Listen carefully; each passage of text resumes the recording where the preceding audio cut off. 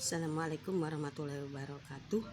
Dalam pembelajaran biologi ada beberapa permasalahan, yaitu permasalahannya adalah biologi banyak menggunakan istilah lakin. Oleh karena itu perlu beberapa solusi untuk kesulitan tersebut. Yang pertama, solusinya adalah melalui teknik memory power. Teknik memory power itu adalah teknik di mana mengingat anak dibelajarkan untuk mengingat bahasa-bahasa Latin dengan mengkait-kaitkan dengan sesuatu yang akrab dengan kehidupan sehari-hari. Misalnya dalam mengingat bahasa Latin tentang jamur. Nah, saya mengajarkannya dengan mencontohkan yang ada di badan kita, ya.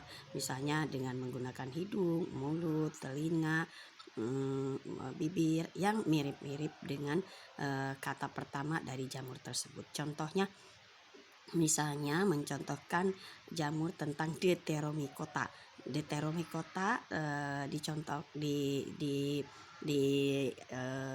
diasosiasikan dengan kuping karena kuping itu mirip huruf D gitu, dan seterusnya. Kemudian solusi yang berikutnya melalui praktek. Praktek ini sangat disukai oleh anak-anak. Ada beberapa pelajaran tertentu dalam biologi yang memerlukan praktek untuk mengingatnya.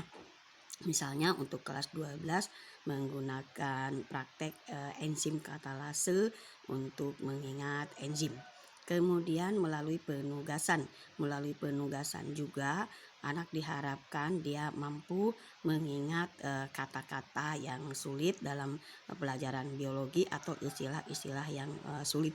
Setidaknya dia sudah mengenal kata-kata yang ditugaskan tersebut. Kemudian berikutnya diulang-ulang dengan diberikan teknik bertanya. Berikutnya permasalahan biologi yang kedua yaitu kurangnya motivasi belajar. Hal ini disebabkan oleh beberapa faktor, misalnya faktor lingkungan, di mana dia tidurnya terlalu malam karena menggunakan main ML, kemudian lingkungan yang tidak nyaman seperti panas dan sebagainya. Nah, solusinya adalah dengan menggunakan pembelajaran bertahap.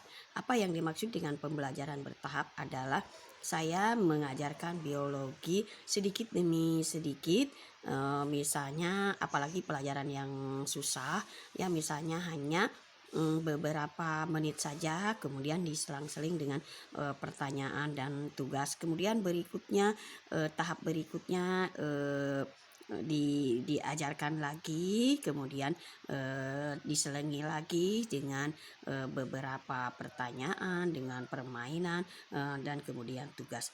Kemudian menggunakan teknik discovery learning, ya anak dirangsang untuk mencari permasalahan dari materi tersebut sehingga anak bisa menemukannya.